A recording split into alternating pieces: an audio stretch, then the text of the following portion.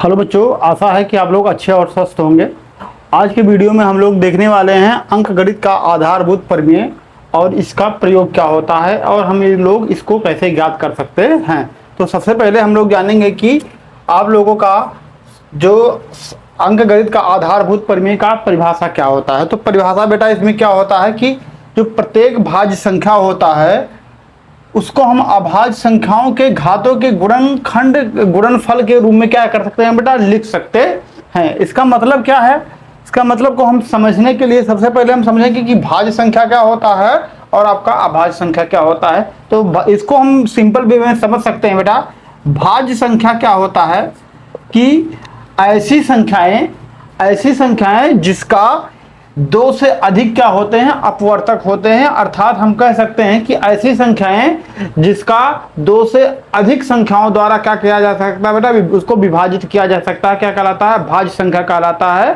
तथा ऐसी संख्या जिसका दो से केवल दो ही आपका अपवर्तक होता है, यानी कि दो ही संख्या द्वारा केवल इसको विभाजित किया जा सकता है, वो क्या कहलाता है, उसका अभाज्य संख्या कहलाता है। जैसे हम कह सकते हैं बेटा, मान लेते हैं कि आपके पास एक संख्या है 6, इसको कितनी संख्याओं द्वारा विभाजित किया जा सकता है। तो पहला तो है इसको एक से ही विभाजित किया जा सकता है, क्योंकि प्रत्येक क्या है बेटा, एक क्या है, सभी संख्याओं का है, एक अपवर्तक होता है। दूसरा क्या है बेटा, इसको हम स्वयं यानी कि 6 से ही विभाजित कर सकते हैं।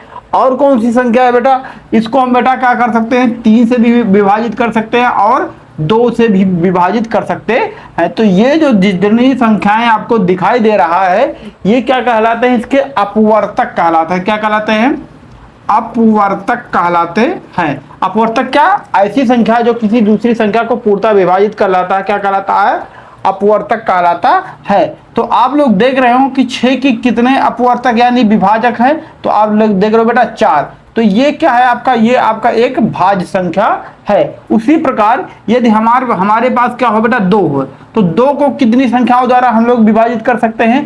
पहला क्या है बेटा, 1 से विभाजित करेंगे। दूसरा क्या है बेटा, 2 से विभाजित करेंगे। तो क्या हम इसके अलावा भी कोई संख्या है जिससे इसको विभाजित कर सकते हैं, तो नहीं है। तो बेटा क्या है, 2 के कितने अपवर्तक बेटा होंगे, आपका केवल 2 ही अपवर्तक है, यानी कि 1 और 2 क्या है बेटा, केवल अपवर्तक है। तो इसको बेटा हम लोग क्या कहते हैं, इसको हम कहते हैं बेटा अभाज्य संख्या। क्या कहते हैं, अभाज्य संख्या, यानी ऐसी संख्या जिसका 2 से अधिक अपवर्तक हो। कितने अपवर्तक हैं बेटा, इसके 4 अपवर्तक हैं। ऐसी संख्या जिसके 2 से अधिक अपवर्तक हो आपका भाज्य संख्या कहलाता है। जिसका केवल 2 या 2 से कम अपवर्तक हो क्या कहलाता है, अभाज्य संख्या कहलाता है। तो ये आपका अंकगणित का आधारभूत प्रमेय क्या कहता है, ये कहता है कि जो प्रत्येक संख्या होता है उसको हम क्या कह सकते हैं बेटा, अभाज्य संख्याओं के गुणनफल के रूप में लिख सकते हैं। तो जैसे बेटा मान लेते हैं बेटा, हमारे पास एक संख्या है 6। 6 क्या बेटा, अभी हमने देखा क्या है, ये एक प्रकार का भाज्य संख्या है, क्योंकि इसका 2 से अधिक अपवर्तक है। तो हम इसको क्या करना है बेटा, इसको अभाज्य संख्या के गुणनफल के रूप में लिखना है। तो हम क्या लिख सकते हैं बेटा, इसको लिख सकते हैं कि 2 गुना 3, यानी कि ये क्या हो गया बेटा, ये भी क्या है आपका अभाज्य संख्या है और ये भी क्या है आपका अभाज्य संख्या है। तो हमने क्या कर दिया, एक भाज्य संख्या को किसके गुणनफल के रूप में बेटा, अभाज्य संख्या के गुणनफल के रूप में हमने क्या कर दिया बेटा, लिख दिया। इसी प्रकार से हमको यदि बेटा देखा जाए क्या है, यदि मान लेते हैं हमारे पास कोई संख्या हो 20, तो 20 को हम बेटा क्या कर सकते हैं, 20 को हम लिख सकते हैं 2 दूनी 4 और आप लिख सकते हो और गुणा 5, यानी 2 दूनी 4, 4 5 6 20।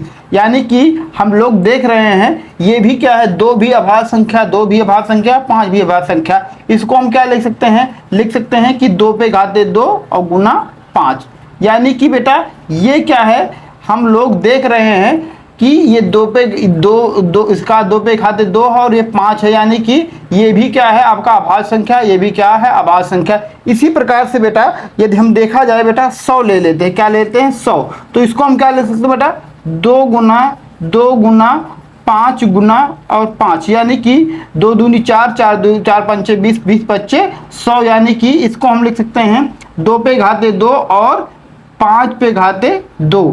तो अब आप लोग परिभाषा को पढ़िए, क्या लिखा गया है, भाज्य संख्याओं को अभाज्य संख्याओं के घातों के गुणनफल के रूप में लिखा जाता है। घात यानी कि दो, अभाज्य संख्या का घात 2 है और ये भी 5 का घात क्या है 2 है, तो अभाज्य संख्या के घातों के गुणनफल के रूप में हमने बेटा इसको क्या कर दिया, व्यक्त कर दिया। यानी कि हम क्या कह सकते हैं कि जितनी भी भाज्य संख्याएं हैं उसको अभाज्य संख्याओं के गुणनफल के रूप में लिखना ही क्या कहलाता है बेटा, आपका अंकगणित का आधारभूत परिमेय कहलाता है। तो अब आती है बात कि किसी भी संख्या का हम लोग बेटा इसको लिख कैसे सकते हैं, यानी कि अभाज्य गुणनखंड के रूप में हम किसी संख्या को लिख कैसे सकते हैं। मान लीजिए छोटी संख्या था तो हमने निकाल लिया, यदि बड़ी संख्या दिया जाए तो हम लोग उसको किस प्रकार से निकाल सकते हैं। तो सबसे आसान तरीका है बेटा, एक है वृक्ष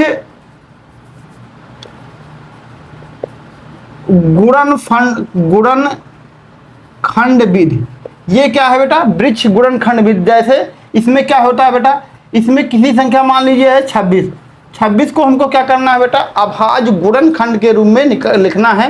यानी कि हम क्या कह सकते हो कि इसका 26 का अभाज्य गुणनखंड ज्ञात करो। क्या करना है बेटा, 26 का अभाज्य गुणनखंड ज्ञात करना है। तो हम इसको ज्ञात करने के लिए सिंपल वे है, क्या है, वृक्ष गुणनखंड विधि। इसमें क्या करते हैं बेटा, यहाँ पर हम मान लेते हैं कि 26 हमारे पास क्या है, संख्या है। इसको बेटा हम लोग क्या करते हैं, ये बेटा 2 का गुना हम क्या करते हैं बेटा, 2 13 दूनी 26।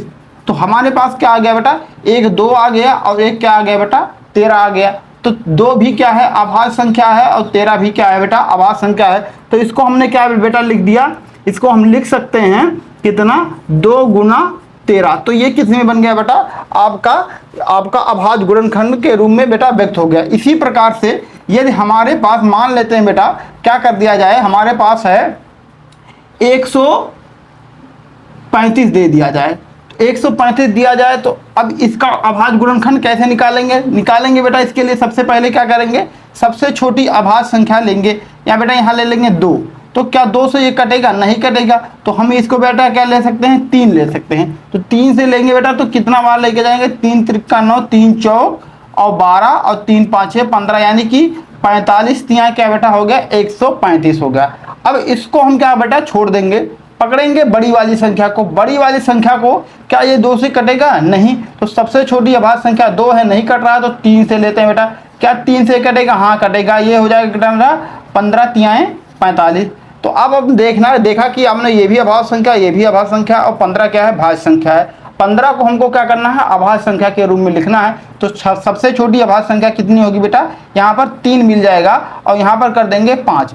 तो अब हम लोग देख रहे हैं बेटा, ये 3 भी, 3 और 3 ये सब क्या है, 5 क्या है, ये सब क्या है बेटा, आपका अभाज्य संख्याएं हैं। और ये बेटा क्या है, सब लोग ये क्या है, आपकी भाज्य संख्याएं। कितनी बेटा, भाज्य संख्याएं हैं। तो बेटा हम लोग 135 को अभाज्य गुणनखंड के रूप में लिखने के लिए क्या लिखेंगे बेटा, लिखेंगे 3 गुना 3 गुना 3 और गुना और 5, यानी कि 3 त्रिका 9, 3 त्रिका 9 और 9 त्रिक आपका हो जाएगा 27 और 27 पच्चे 135।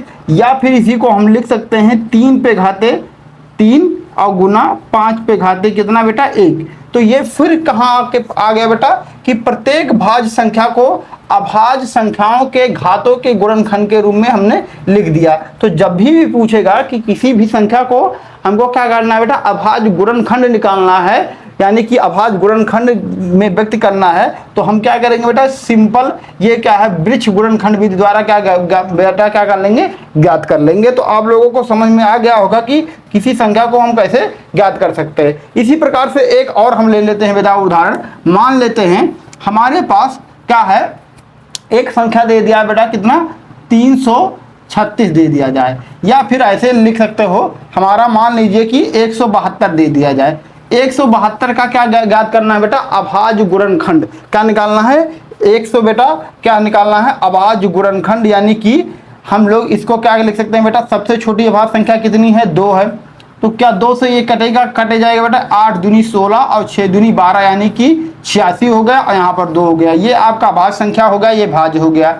अब बेटा पुनः हम क्या करेंगे, इसको हम बांटेंगे भाज्य और अभाज्य में। तो यहाँ लिख सकते हैं बेटा क्या, 2, और यहाँ पर क्या लिख सकते हैं बेटा, 4 और 3 यानी कि 43 हमको मिल गया कि नहीं। अब क्या इसको हम भाज्य और अभाज्य संख्या के रूप में लिख सकते हैं? नहीं बेटा, ये क्या आपका अभाज्य संख्या, यानी कि ये आपका इस साइड हमको क्या मिल गया बेटा, अभाज्य संख्या मिल गया, और ये दोनों बेटा क्या है, भाज्य संख्या मिल गया।